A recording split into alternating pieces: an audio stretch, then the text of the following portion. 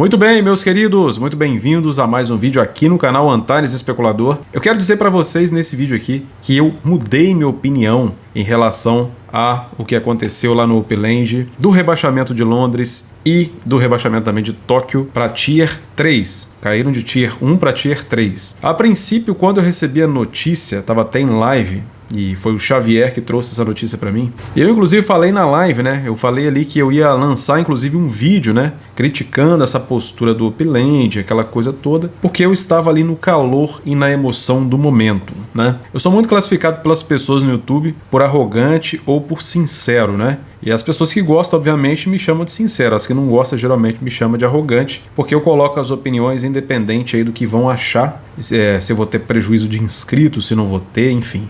Tudo isso eu faço de acordo com o que eu acredito, né? E eu fico feliz por não ter lançado o vídeo, porque eu ia me somar à voz do FUD, né? Das pessoas que estavam ali insatisfeitas e manifestando essa insatisfação de uma maneira, às vezes, até exagerada. E eu vou dizer para vocês que eu estava batendo um papo com um amigo, inclusive, que ele veio complementar aquela pequena germinação, aquela pequena raiz de ideia que eu estava tendo e não estava conseguindo ainda identificar. Então eu não estava querendo lançar esse vídeo, como não lancei, foi por isso que eu não lancei esse vídeo de indignação, né? Senão eu teria que refazer um vídeo falando, ó, mudei minha opinião e tudo mais. Por quê? Porque eu estava naquele processo de entender. Eu era um cara que tinha muito a perder, aliás, tenho muito a perder com o que aconteceu, que foi, eu gastei 2,5 milhões de UPX em Londres, não necessariamente no lançamento, mas na preparação. Eu comprei alguns terrenos antes e no dia do lançamento, quem viu, eu estava transmitindo em live, eu gastei 1,5 milhão. Então eu poderia estar aí bem indignado com a situação do que aconteceu em Londres, mas eu mudei essa opinião. A princípio, o que acontece é que nós temos já delimitado a quantidade de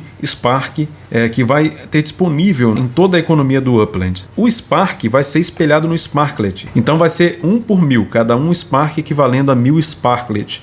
E a gente sabe então que em Spark a nossa quantidade vai ser no máximo 1 milhão. É 21 vezes menos o supply do Bitcoin, para vocês terem uma ideia. É uma quantidade muito limitada. E eu vivo falando e explicando isso até para os meus inscritos, até nas minhas lives, que era para a gente aproveitar agora, aproveitar o quanto antes a gente puder farmar os nossos Sparks aí gratuitamente, igual está sendo possível fazer, porque no futuro isso pode ser mais dificultado. Então quer dizer que a gente pode estar agora experimentando uma facilidade que a gente ainda não conseguiu ver. Então esse processo de redução de Tier, sendo que Londres e Tóquio estava sendo o destino de muita gente para caça, pegando Tier 1, conseguindo muitos Sparks na caça, pode ser um efeito de redução que o Upland está querendo trazer aí para essa economia funcionar de maneira mais tranquila, para que não haja prejuízo para outras pessoas que são caçadores também, que estão adentrando o metaverso, e o metaverso inclusive que está crescendo em quantidade de usuários, crescendo também em parceria, crescendo em vários setores aí,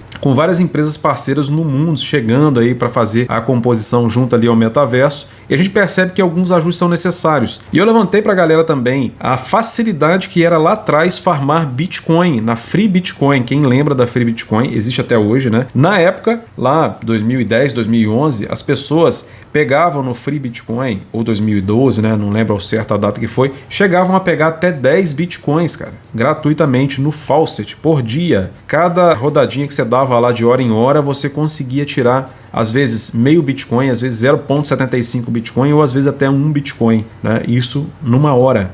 Imagina isso num dia, imagina isso num mês. Se você fosse atualizar valores atuais, aí, provavelmente você estaria conseguindo aí cerca de 30 a 50 milhões de reais por mês, só pegando Faucet gratuitamente de Bitcoin. Isso se for quantificar o Bitcoin em real. Então é impressionante como era fácil naquela época, onde as pessoas não tinham o conhecimento do Bitcoin, não tinha também esse hype do Bitcoin acontecido ainda, né? E poucas pessoas tinham esse conhecimento, por isso que valia tanto, por isso que as pessoas podiam pegar lá com uma facilidade, né? E hoje nós estamos com Spark, com alguma facilidade para conseguir esse Spark, e agora a gente está entendendo que é necessário dificultar um pouco esse acesso. Eu me dei conta que eu estou com 17 Spark, cara. Olha que loucura. Há pouco tempo atrás, vamos dizer há um ano atrás, quando entrei no Upland, não tinha nada, né? Até que eu fiz um investimento, dei um plusinho inicial e depois eu conquistei o restante todo na caça e cheguei a incríveis 17 Spark. No universo de 1 milhão de tokens apenas. Eu sou detentor de 17 e vou me tornar detentor de 30. Eu vou tentar ser detentor de 40, de 50, quem sabe, né? Até quando for permitido.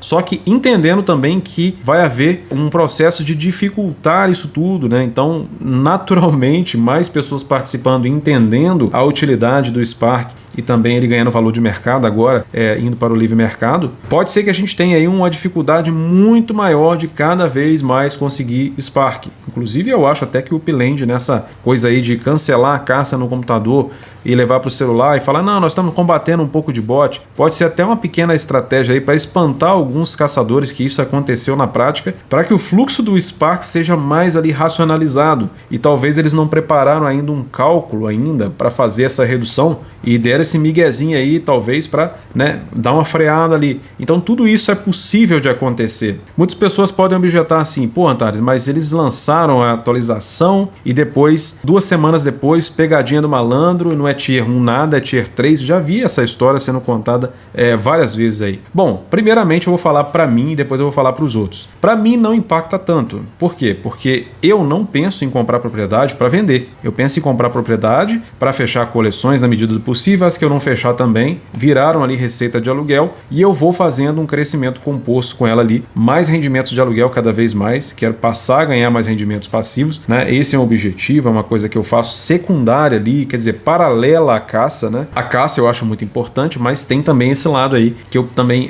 penso bastante ali nos rendimentos. Agora vamos para o lado das pessoas. O lado das pessoas, eu compro a propriedade, eu compro pensando em valorização para eu vender mais à frente. Gente, prestem atenção numa coisa. O que estava acontecendo em Londres e em Tóquio, até mesmo às vezes, até estimulado por mim e por outros colegas da comunidade, né, é que a gente estava ensinando para essa galera que, eu por exemplo, né, que Arlington é um bom começo, que Santa Clara é um bom começo e Rutherford é um bom começo. Uma vez que você não quer mais tirar 0.01 Spark no seu baú quando você acha Spark, qual seria o caminho mais indicado? Eu falava Tóquio está sendo mais fácil. Londres como segunda opção, mas Tóquio mais indicado ainda. Então, muita gente indo para Tóquio. Muitas pessoas, inclusive, e não leve a mal o que eu vou falar com vocês aqui. Se vocês levarem a mal também, cara, do jeito que eu tô falando aqui com sinceridade com vocês, eu não tô nem aí. Eu vou falar o que eu penso aqui, eu acho que vocês têm que começar a aprender a conviver com a realidade. Muita gente indo para Londres e Tóquio, custo zero, investimento zero. Antares, mas você falou que era de graça, que não sei o que tem. Ué, continua sendo de graça. Só que o Upland decidiu reduzir,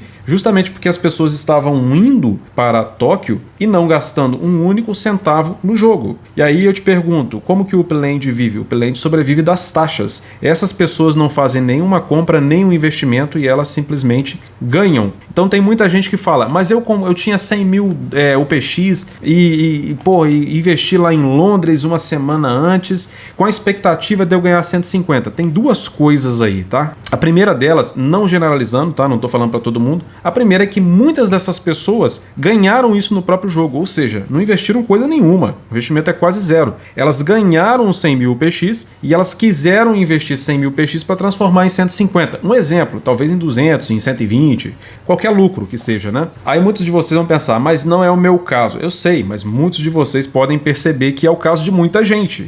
Vamos dizer que 80%, 70%, se eu não estou enganado. A galera não colocando dinheiro do próprio bolso, pegando do próprio jogo, com toda legalidade, porque é permitido fazer isso, mas você não colocou dinheiro do seu bolso igual você está pensando que colocou. Simplesmente o jogo você conseguiu nele e você conseguiu aí reaplicar. No meu entender, o jogo está fazendo um cortezinho nessa possibilidade sua de ficar tryhardando 0.800 de graça ali e não gerando nada para o Upland, que precisa nesse processo de crescimento auferir alguma coisa ali em taxas, até para não sobrecarregar os jogadores que já investem em alguma coisa e aí eles ganham lá 5% de taxa na compra e na venda, né? E vocês falam, não, mas eu faço isso no PX. No PX não gera nada para eles. O PX é um token interno que eles estão colocando um valor. Na verdade, gera aí para os usuários quando eles fazem venda, a conversão ali do PX para o dólar, aquela coisa toda nas propriedades. Para o Upland em si, para ele dentro do estado americano, que ele inclusive lá, está sob a jurisdição americana, para que ele possa movimentar a sua economia mesmo, pagar funcionário, ele não vai pagar funcionário com um PX, vai pagar com dólar. Então, exatamente isso. Muitas pessoas ainda não colocam investimento em dólar. Os caras vão pensar como empresa. Eu posso não ter 100% de assertividade no que eu estou falando aqui,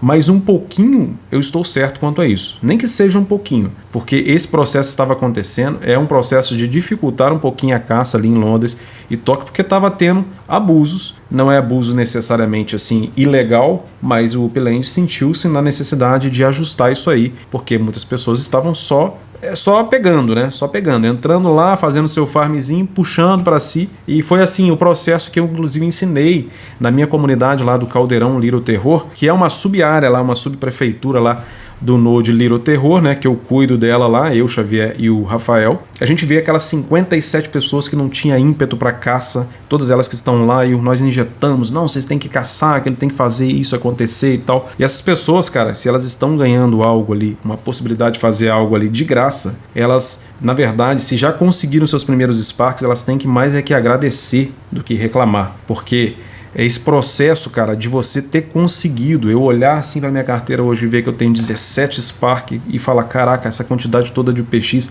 quantidade toda de terreno que eu consegui aqui, tudo isso, quer dizer, não tudo isso, mas grande parte disso por causa da caça. Algumas pessoas falando tudo isso por causa da caça, como vários colegas que tem no meu grupo, inclusive, né? E ainda o que eu falei lá atrás, que hoje o Xavier me lembrou, vai se manifestar mais ainda. Sabe esse processo de tornar mais difícil aí adquirir Spark e o PX? Né? Cada vez mais vai ficando um pouquinho mais difícil, né? Lembra lá do passado que o pessoal tirava até baú de 100 mil PX, hoje não tira mais, né? Lembra hoje que a gente está tirando aí baús de 8.250 UPX e não vai tirar mais futuramente. Possivelmente vai ser muito menos que isso. E o Spark, com toda essa facilidade, será que no futuro as caças vão soltar Spark igual soltam hoje com alguma facilidade? Ou é o momento da gente aproveitar agora para acumular o máximo possível? Cara, esteja em Tier 2, 3, qualquer coisa. Se você tirou alguns baús de Spark, você pode somar ali. Não pega um dia, mas pega um mês e vai lá e faz a soma. Você vai ver que você ganhou. Eu, por exemplo, no último mês aí, eu ganhei 2.04 Spark. Sob a nova regra aí, eu teria ganhado cerca, né, se fosse proporcional aí, 1,02 Spark. Pergunto para vocês, tá ruim eu ganhar um token inteiro no meio de 1 milhão de tokens apenas, num mês de caça, gratuitamente, investimento aí praticamente zero para quem está caçando aí 100% free, que não é o meu caso, mas é o caso de muita gente. E aí, será que é pouco mesmo de verdade? Quantos colegas aí estavam lá com 0 Spark, estão chegando a 5, 6 Spark, 3 Spark, 2 Spark? E essas pessoas assim não tinham nada, não tinha nem a expectativa de ter nem meio, e agora já tem mais de 1. E aí? Será que não é o momento de você aproveitar enquanto tem muita gente reclamando? E detalhe, né? A empresa, ela tá buscando lucro, né, cara? Então, assim, a gente quer, mas tem que ser um processo DAO. Tem que ser, não. Deixa eu contar uma coisa para vocês aqui. A maioria das empresas funciona não como uma democracia, funcionam como um império, como uma espécie de monarquia, tá? Porque quem dita as diretrizes da empresa, quem que é? Eles fazem uma votação e falam, aqui vocês vão mandar em tudo. Não. O dono decide. Até o dono decide até se a empresa vai ser mais voltada para DAO ou não. E o processo do Upland no futuro, eles já falaram que vai ser. Mas isso vai ser se os caras quiserem, porque a empresa é deles. E você, quando entra, você está sabendo desse processo. Que empresa precisa de lucro, né? E os caras estão buscando as melhores formas de terem lucro. Mas eu não gostei do que aconteceu em Londres, Antares, definitivamente, em Tóquio, ali, em Londres principalmente, né? Porque foi uma semana, 2 semanas antes, eles lançam a cidade como Tier 1, depois rebaixam. É um processo que, repito, para mim não vai ter impacto, mas para quem é especulador aí, pode ter um impacto imediato, porém com um processo de reversão aberto. Eles falaram que isso pode acontecer, de voltar para Tier 2, de acordo com a expansão das cidades, e depois também de acordo com eles não falaram isso, mas esse termo está certo, o desencorajamento leve aí das pessoas caçarem nesses lugares de Tier 1. Enquanto cidades como Los Angeles,